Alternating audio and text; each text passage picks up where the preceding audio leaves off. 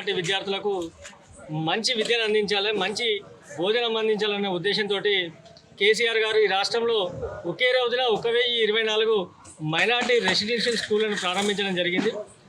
దేశంలో ఎక్కడ లేని విధంగా ఒక్క విద్యార్థి పైన 1,20,000 రూపాయలు వాళ్ళకు కాస్మెటిక్ ఛార్జెస్ కావచ్చు, భోజనానికి కావచ్చు, నాణ్యమైన భోజనం అందజేయాలని చెప్పి ఈరోజు గతంలో కేసీఆర్ గారు పిల్లలకు అద్భుతమైన విద్యను అందించాలనే ఆలోచనతో మైనార్టీ స్కూళ్లను ఏర్పాటు చేస్తే ఈ రోజున కాంగ్రెస్ పార్టీ ప్రభుత్వం కావచ్చు, రేవంత్ రెడ్డి సర్కార్ కావచ్చు పూర్తిగా విద్యా వ్యవస్థను విచ్ఛిన్నం చేసి ఈరోజు మనం ఎక్కడ చూసినా కూడా మీరు స్థానికంగా చూడొచ్చు, మీరు ఈ రాష్ట్రంలో ఉన్న అన్ని మైనార్టీ స్కూళ్ళు కావచ్చు, గురుకులాలు కావచ్చు, అన్ని రెసిడెన్షియల్ స్కూళ్ళలో పూర్తి స్థాయిలో నాణ్యతలు లోపించిన భోజనాలు పెట్టి విద్యార్థుల జీవితాలతో ఈరోజు ఆటలు ఆడుకుంటూ ఉన్నారు.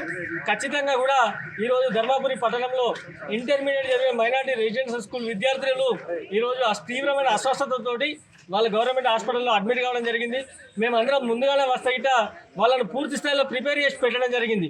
మీకు ఏమైంది అంటే ఇట్లా పిల్లలు విలవిల కడుపు నొప్పితో విలవిల్లాడుతూ కూడా మాకు ఏం జరిగింది అని చెప్పి చెప్పలేని పరిస్థితి. మేము తగ్గించి అడగడంతో వారు ఈరోజు ఏదైతే భోజనం పెట్టిరో ఆ భోజనానికి సంబంధించి ఇవ్వాలని ఆ బస్తా విప్పిరు, ఉడకని అన్నం పెడుతున్నారు అని చెప్పి విద్యార్థులు స్వయంగా మీడియా ముఖంగా చెప్పడం జరిగింది. మేమేదో కాదు, ఖచ్చితంగా కూడా ఎవరైతే బాధ్యులు ఉన్నారో బాధ్యులపై ఖచ్చితంగా కఠిన చర్యలు తీసుకొని భవిష్యత్తులో ఖచ్చితంగా కూడా మైనార్టీ స్కూళ్ళలో ఖచ్చితంగా కూడా మంచి భోజనం అందజేసి విద్యార్థులకు భవిష్యత్తు కోసం పాటుపడాలని చెప్పి, లేని పక్షంలో విద్యార్థుల కోసం బీఆర్ఎస్ పార్టీ పక్షాన ఎక్కడికైనా వెళ్తామని చెప్పి తెలియజేస్తాము. ఖచ్చితంగా కూడా ఈ చర్యకు పాటుపడ్డ వార్డెన్ గారి పైన కావచ్చు, అదేవిధంగా ప్రిన్సిపల్ పైన కావచ్చు ఖచ్చితంగా కఠిన చర్యలు తీసుకోవాలని చెప్పి డిమాండ్ చేస్తాం.